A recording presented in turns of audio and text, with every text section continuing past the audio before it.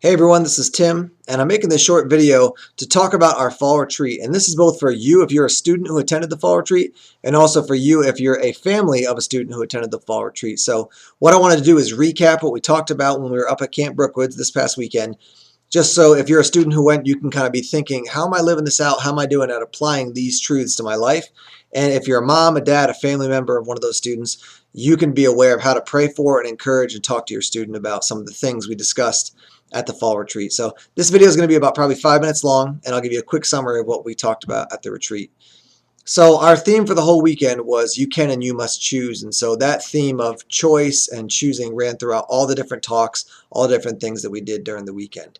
Now we did do a variety of teaching sessions. There was worship music. We had journaling time. We had a retreat of silence. We had some small group time. So there were a variety of ways that we gave the students an opportunity to kind of reflect on and learn about and think about the topic of choosing.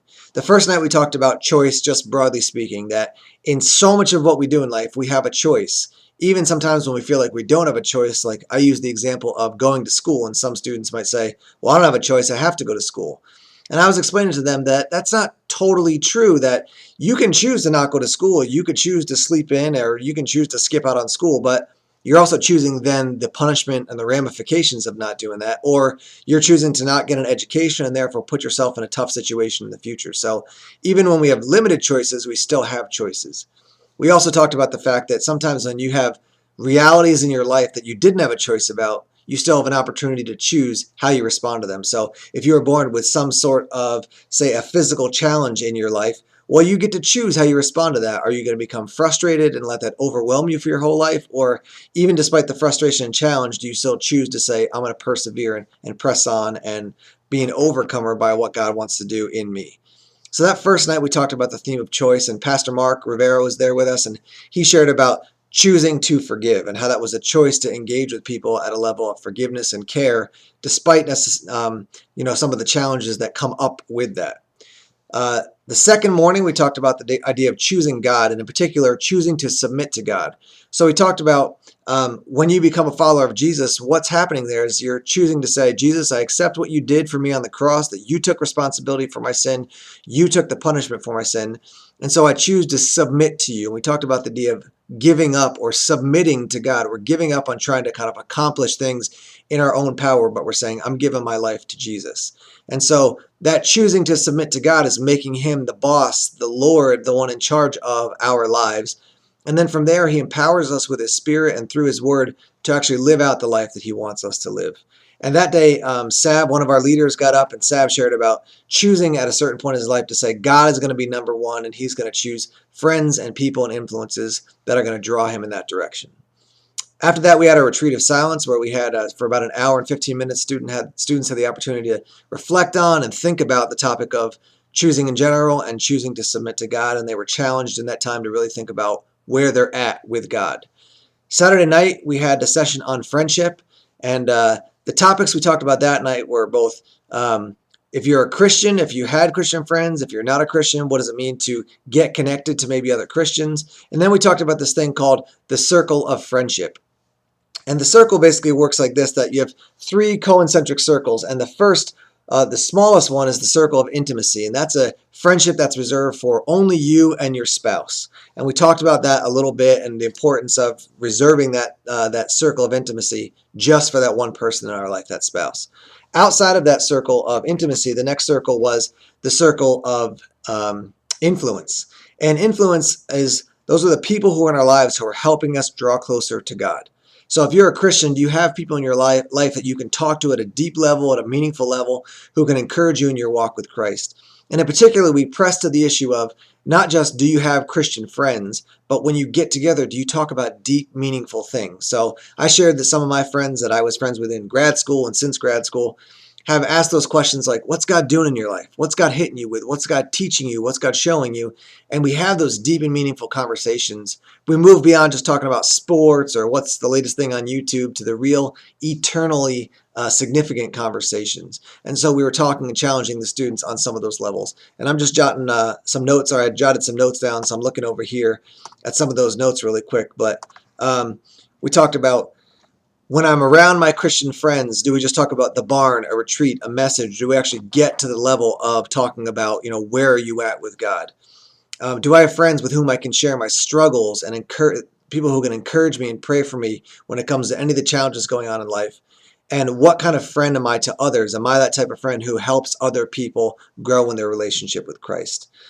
The last thing we talked about, that third circle, all the way on the outside, is the circle of concern. And if you're a follower of Jesus, that means the people who don't know Christ yet, and you're concerned about them, and you want them to come to follow Christ. And we talked about the idea that those are people we want to influence, but we don't want their lifestyle influencing us. And so how do we interact with them? And we had basically 3 different responses to that. And I'm just looking at my notes again here. You could do 3 things. You could do nothing. And so any influence that they have on you right now is probably going to continue. You could choose to back off if that influence is so negative that you have to just cut the friendship off completely. Or you could reform those friendships. You could kind of redirect them, re-angle them so that you're looking at things or doing things differently in those friendships. And some of the examples that we gave for how you could reform those friendships in the circle of concern were when you get together with your friends who are not Christians, meet at your house instead of their house. If you're a driver, you're a teenager who's got a license, you be the driver. Don't let them be the driver. You can choose where you're going and who's driving. If you're hanging out with your friend who's not a Christian, bring some of your Christian friends so you've got a positive influence while you're with a friend who may be kind of a challenge to you and encouraging you sometimes to go down the wrong road. Choose where you hang out. Choose different activities as opposed to getting together and doing bad things. You can get together and do good things. So if your friend says, hey, I'm going to this party, why don't you say, no, why don't you come over, we'll watch a movie at my house. So we talked about in that circle of concern that's one of the ways that those are some of the ways that we can actually help people who are not Christians draw closer to Jesus. That night we also had Ashley share, and she shared about some of her experiences. Parents, if you're watching this, you can get onto the Bethany Church website, bethanychurch.com, and then go to media and go to life change moments, and you can actually find Ashley's video. She talks about her decisions as a young person, as a college student, a teenager and college student, and some of the bad choices she made. And she did a great job at being very clear and honest about some of those choices, and at the same time not going into such detail that it became a distraction. So that was just a great testimony from her. And then the last day we actually we talked about the idea of choosing to be courageous and choosing to do the right thing.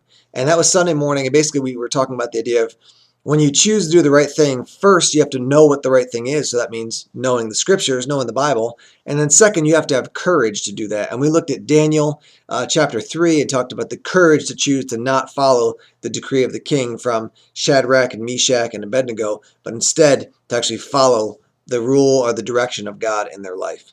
And at that morning, Debbie got up and shared her story with us about courage to choose to do the right thing, even though there would be ramifications that would impact other people. And so we were encouraging the students to be courageous as they move forward in knowing the scripture and also choosing to do the right thing that God calls them to do. So those were the 4 talks, the main sessions we had together. Again, we had journaling time, we had small group time, we had retreat of silence, lots of fun as well. If you're watching this video and you're a student, I just want to continue to encourage you to know that you have the power to choose to follow God every moment. I was saying a couple weeks ago in the barn that I've got this idea that's been running through my head that every moment is an opportunity for victory. Every moment is an opportunity to choose the Christ-centered thing as opposed to the me-centered thing or the world-centered thing. So I want to continue to encourage you in that. A lot of you guys made decisions about what you needed to do with your friendships. So do those things. Talk to your parents. Talk to one of the leaders in the barn. Talk to me, and let's talk about how we can help you make those right decisions about your friendships. Parents, if you have questions, you can certainly email me. It's tcarpenter@bethanychurch.com. I'm in and out of the office a lot, so email is the best way to get in touch with me. But I'm glad to answer any of the questions that you have or maybe concerns, thoughts you have. Certainly be in touch with me about that. Thanks for watching this video. Just wanted to encourage all the students to keep pressing into what God was showing you and what He was telling you to choose as you came out of the weekend. And families, thanks for entrusting myself and the other leaders enough to send your students away with us. We had an awesome time, and we're looking forward to see what God continues to do in the weeks and months and years to come. Take care.